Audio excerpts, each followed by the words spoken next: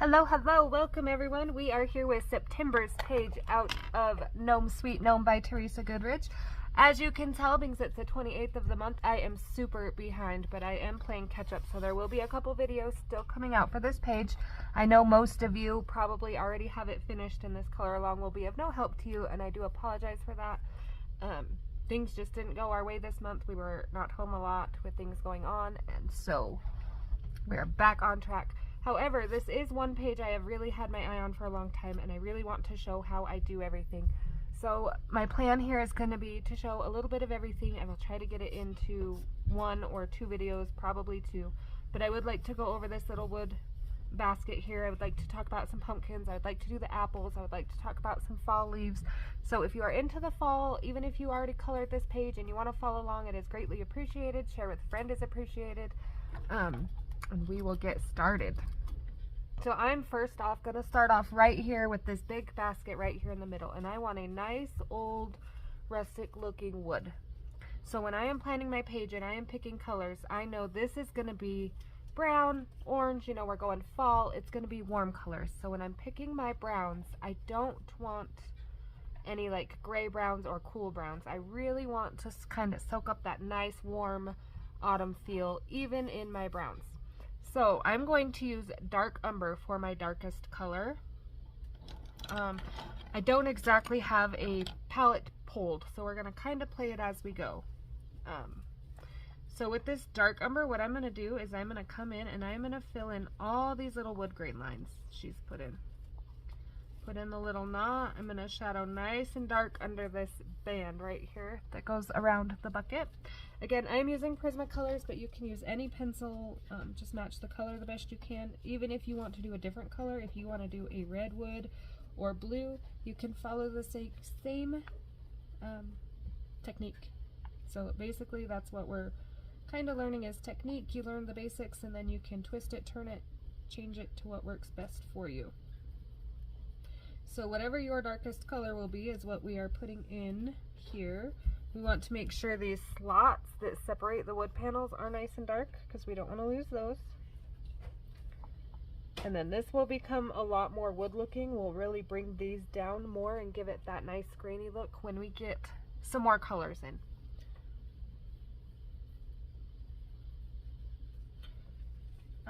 So I think I will do one more page out of here for October, and then I think November will be our 1 year we have been doing this color along.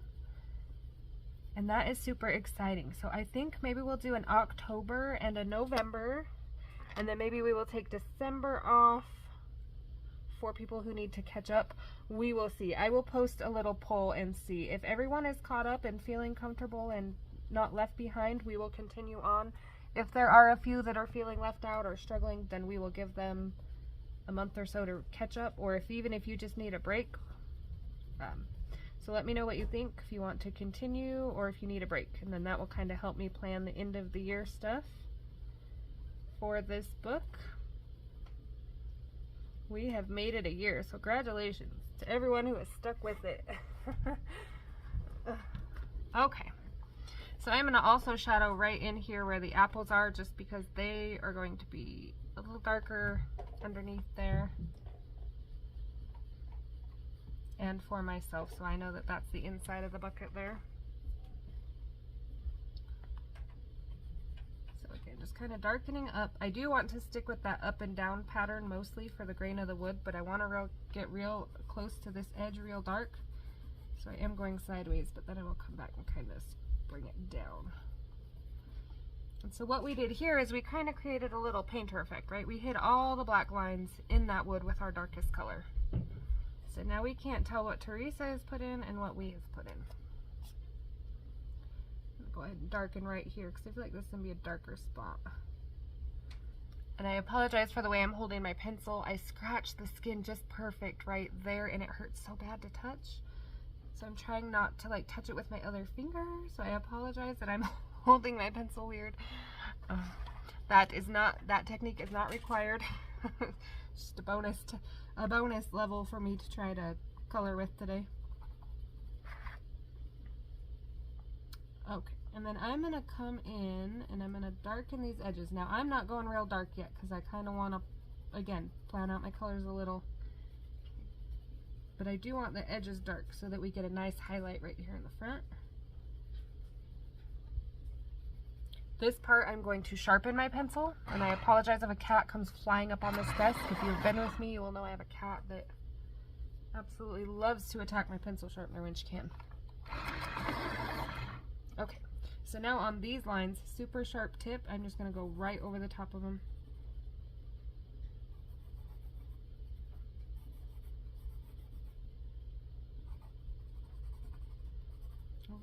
And I'm going to go ahead and do this line too. Doesn't have to be a perfect straight line, just kind of showing that that top ledge is going to be brighter than this part.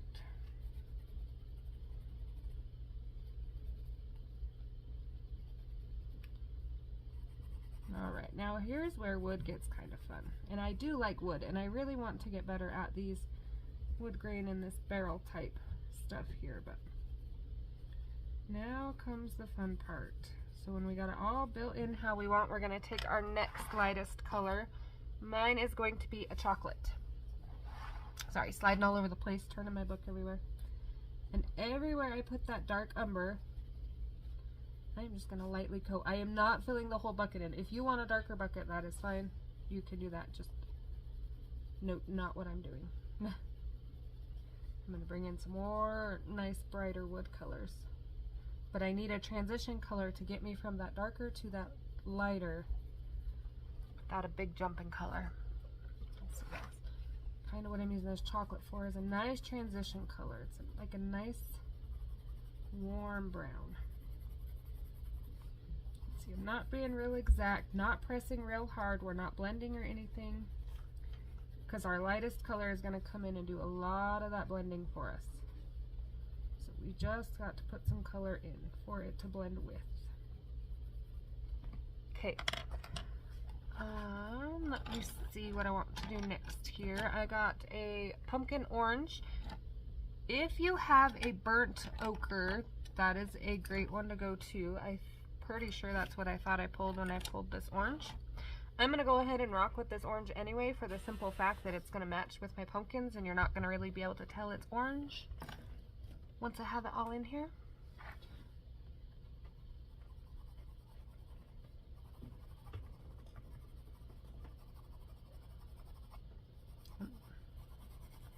Stick with it, give it a second here. It's not looking real wood yet, but once we get to blending it out, it should come together pretty. So now we got some nice orange color in here.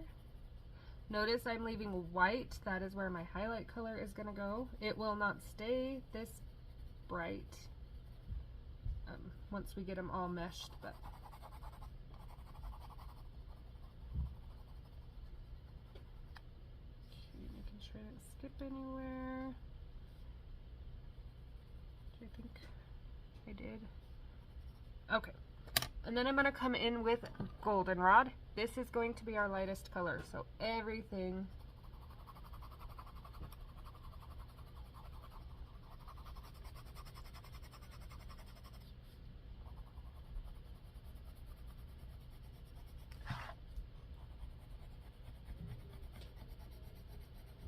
and this one has a nice sharp tip on it. Give me one second. I'm going to see if I already have a one of my wore down ones that I can use. Because sometimes when you get a pencil with a real nice tip and then you use it up and you sharpen it, you never get that nice tip back. So I'm going to hold on to it. As long as I can. Give me 1 second. Okay, never mind that plan. All my goldenrods are tiny. So I don't really have one. I guess this one might work. So what I'm going to do is straight up and down, not a whole lot of circular motion, but I'm going to go over all my colors and blend them together.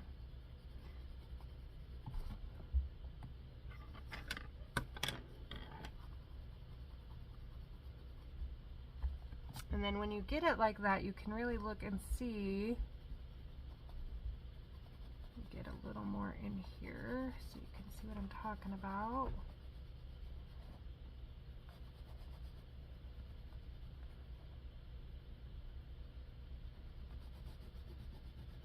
Then we can come back with that dark umber.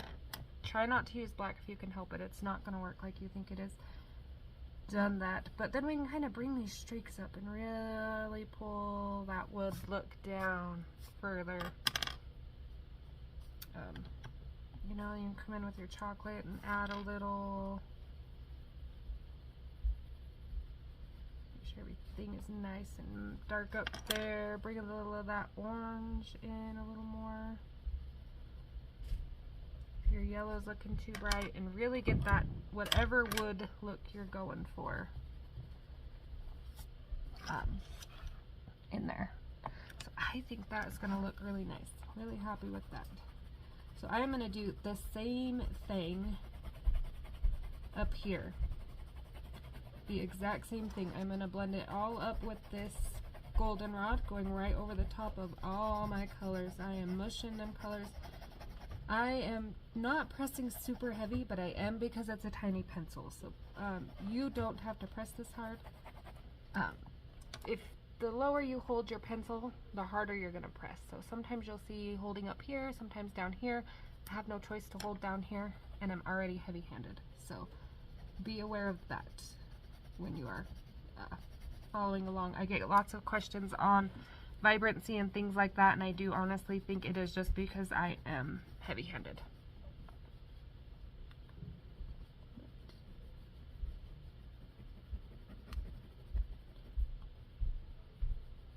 If you are heavy-handed, I know there's lots of people and lots of things out there that, you know, try to, don't be heavy-handed, don't mash your pencils, don't cram them into the paper, don't embrace it. Because they truly do come out with a different look than holding your pencils light. And you don't have to do it all the time, but if you're looking for cool effects on pages, just give it a try one time.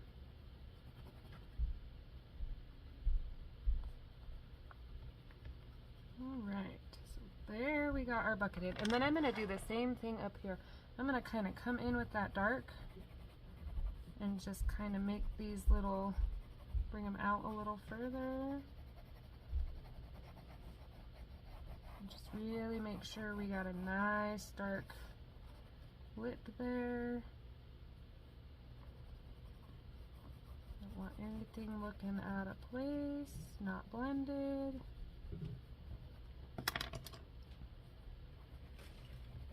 So again, coming in with that chocolate and just kind of extending some lines, bringing some out.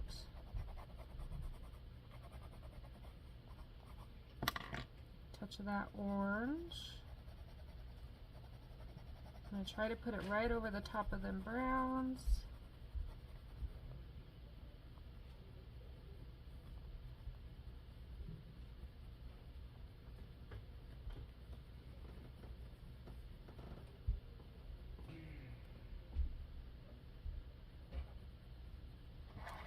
Alright, so there is our basket.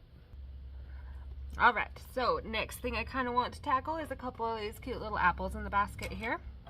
This is not going to be the exact same combination as if you followed my apple tutorial, and I will link that down below for those of you that are interested.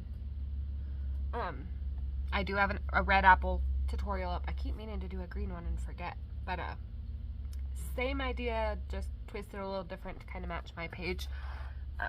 But again, if you want a longer talk about colors, how to do it kind of thing, I will link that below. So to start with, I'm going to start with a, what do I want to start with? Let's start with this, I need a darker red. I'm going to put a very light layer of Tuscan red. Oh, this is Crimson Lake, sorry.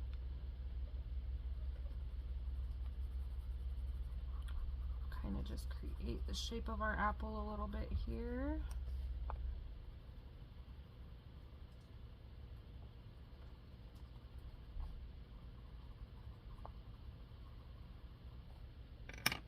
Okay, this is going to be Scarlet Lake.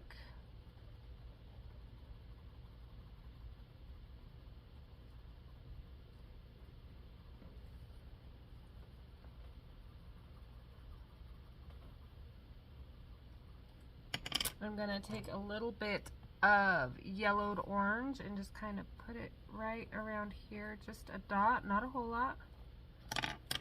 Same with canary yellow. I'm going to kind of drag it downwards a little in a couple spots. No two apples look the same, so don't ever stop and think, somebody's going to pick out that my apple is really yellow at the top or something like that. It is not going to matter when you get all your colors in. Not that many people are actually going to notice. All apples look different. Okay, and then we're going to take a good old scarlet red, apparently, because I thought it was poppy red. Oh, but this is a Scholar, so use a poppy red if you have it and are following, because it's that nice orangish red.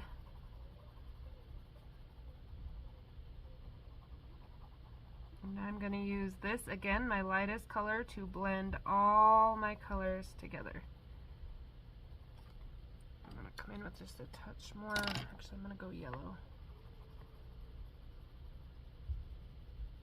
Up and down to give that look that it is going down the apple.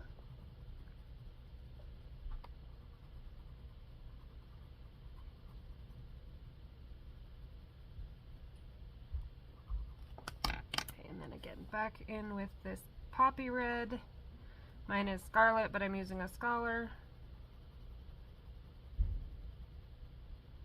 I have been asked a lot about my opinion on the Scholars, and if you have been with me, you will know I do like the Scholars, and most of them do match the Prismacolor color-wise, but not all, so just be aware of that. But they are good if you do a lot of pencil and have a lot of like big areas, don't want to use up your, you know, on all these woods or big old pumpkins. They are good for that.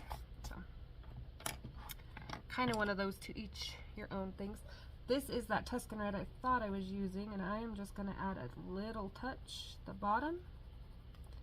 Maybe a little touch right here around this edge, just to give a nice shadowed look. Nice and soft. See how high I'm holding up on the pencil? Nice and soft. We don't want to undo the color transitions we have put in, going darker at the bottom, light to the top. You just want to blend.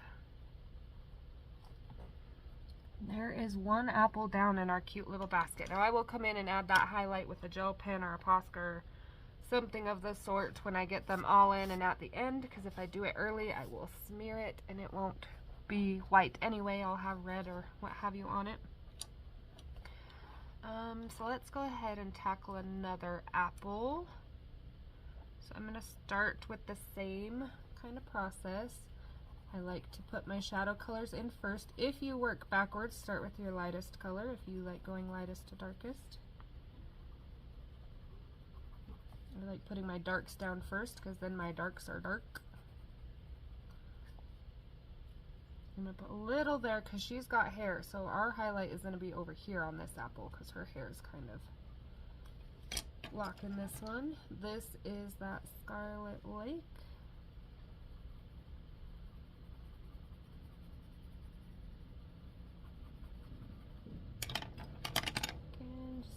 Touch of orange right there. And you don't have to do the orange or the lime peel. I just feel like the lime peel really gives it that ripening look. That's why I like it. Alright, and then back to what would be your poppy red. And blend.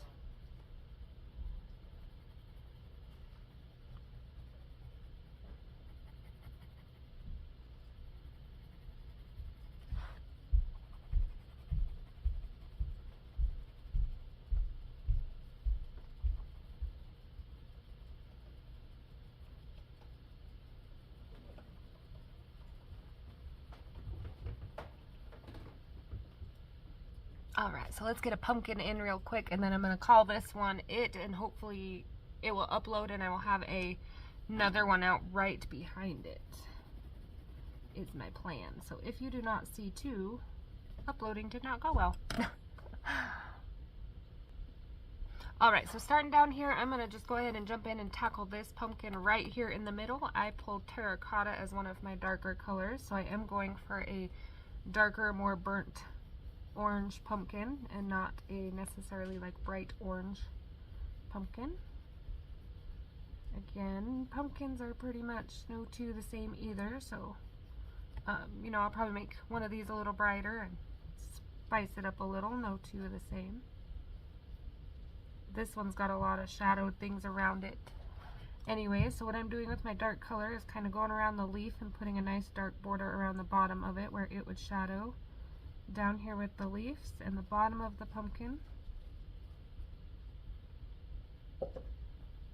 And in between the leaves.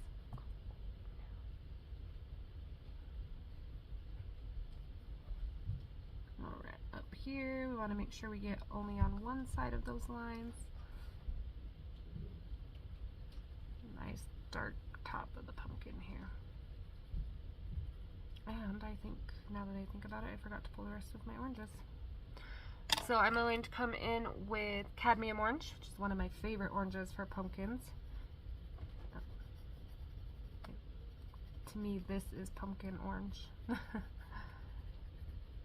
So going right over everywhere I put down that terracotta.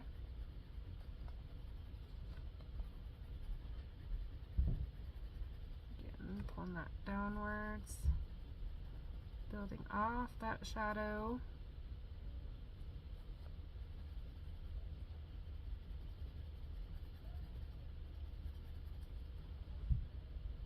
Alright, now we're coming in with that nice bright, that is not orange. Orange, if you have it. Just pull one out of my little stash here. These are like the pencils that are about too small for videos. We're going to use it anyway. So again, still leaving some white. This is not my lightest color. I'm going to kind of work it the same way as the wood. I'm going to put all my colors in, pick my highlights here.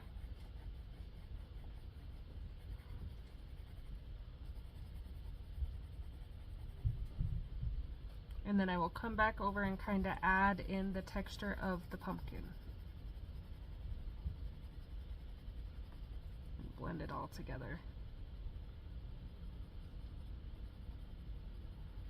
I'm struggling to stay in the lines today. So this is where I'll come back with maybe this little bit of burnt ochre here. 1 second. Okay, sorry, phone call.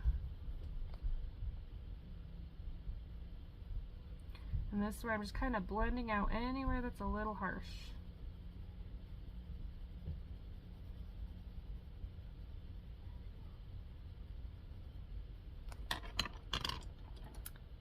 Okay, looking for my terracotta here. This is that dark color I started with. Okay.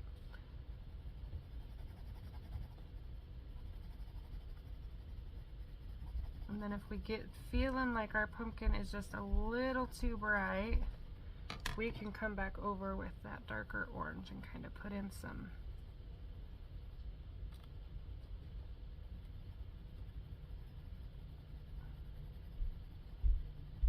a little darker so it doesn't stand out so much. It gives your pumpkin some texture as well.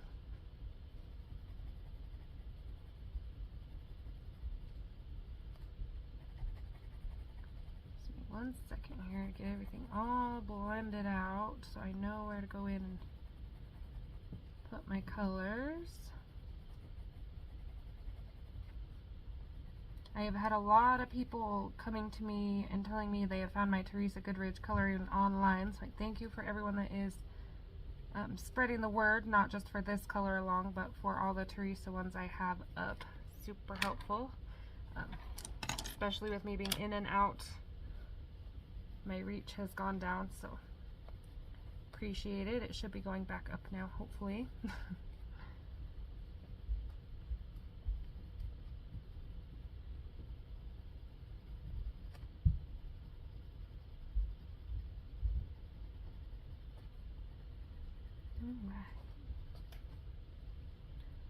So that, for the moment, is going to be my first pumpkin.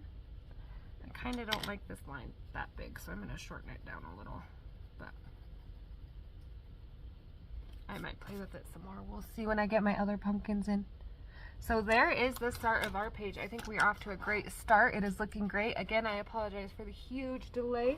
Questions, comments, requests, anything like that, please let me know. Again, let me know below if you would like a break for November or December, or if you are good to continue on so I can get to planning that. And I hope to see you for part 2 of this. Thanks for watching.